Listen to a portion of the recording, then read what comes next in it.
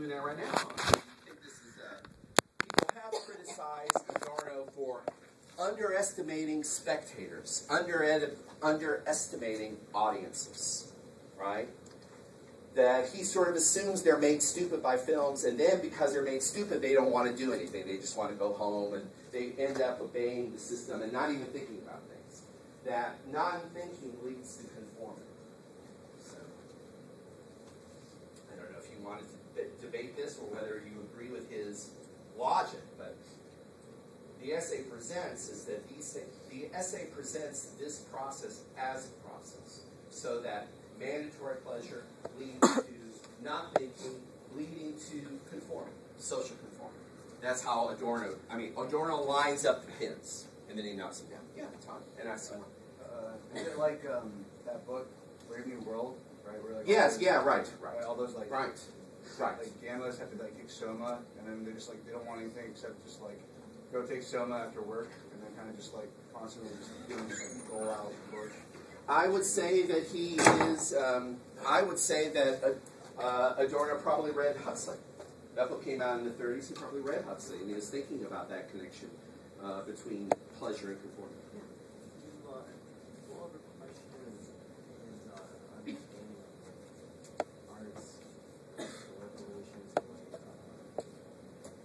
like commerce. I mean, what I'm trying to say is if you replace a Hollywood producer with the church, and you replace a director with like any artist, they have the same relationship, the same like alcoholism. Rather than what we will end up being able to whatever these artists like it's old and like art production and like high. There have always been patrons of the arts. Yeah. Well, he think. He would. First off, I should say that for an argument that talks about changes in art and the aesthetic and that historical progression that you talk about, he specifically talks about the new meaning of art and also the old meaning as it moves from church control to commerce. So he talks about that specifically. It's somewhere in the back of Adorno's head, but I don't think that he would disagree with that. I think what he's trying to do in the essay is saying that, I think he would totally agree, and I don't know if this is the brunt of your question, tell me if this is your question, but I think Adorno would totally say that what the capitalist is to the artist, what the king and what the church was to the artist in the feudal age. They were calling the shots, they were making art possible, and because they're calling the shots and making art possible, art expresses itself in a very particular way, in a kind of formatted way. And I think he would say that that continues in capitalism, but that capitalism has a new set of demands that artists have to consciously and unconsciously obey.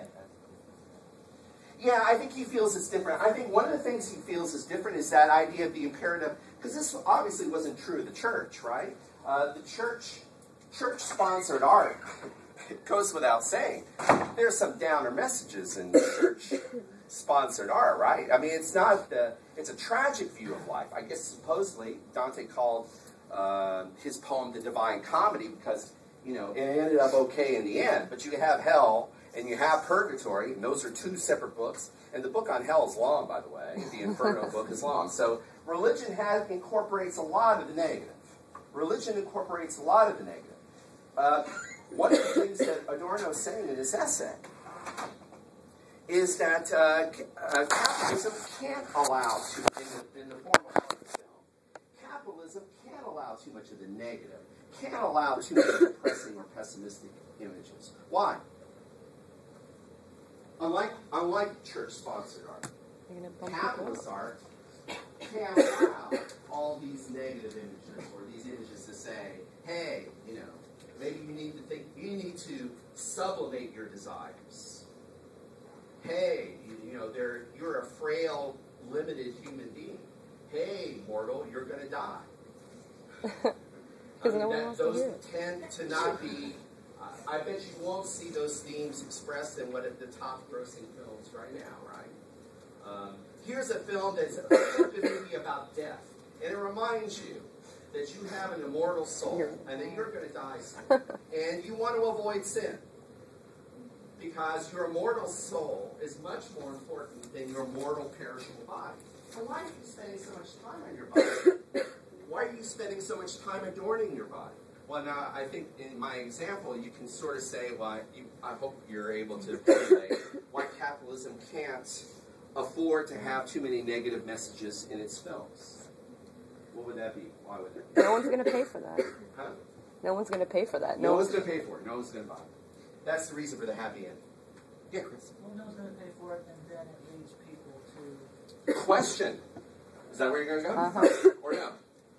Think. Well, that would definitely be a think or the question. Not be as much of consumers. Exactly. Yeah, you're thinking. Yeah, we're thinking of the same line. To think, to criticize, and maybe not to buy. Maybe not to buy. That's the one thing you can't have. So you have a new sort of system that you have to censor. So you have new rules. I mean, I suppose structurally it's the same, but there are definitely new rules, and that's what Adorno. 2 rules, Bill Maher. There are definitely new rules, and that's what Adorno's essay is about. Have you seen the movie They Live? I have. Well, yeah, it's about the guy who gets the sunglasses and he sees subliminal messages when he puts on the sunglasses. Yeah. And say things like Yeah. lie. Yeah. Right. That's definitely, that movie is very Adorno-esque. That movie is very Adorno-esque. Yeah. I don't know, this might really not have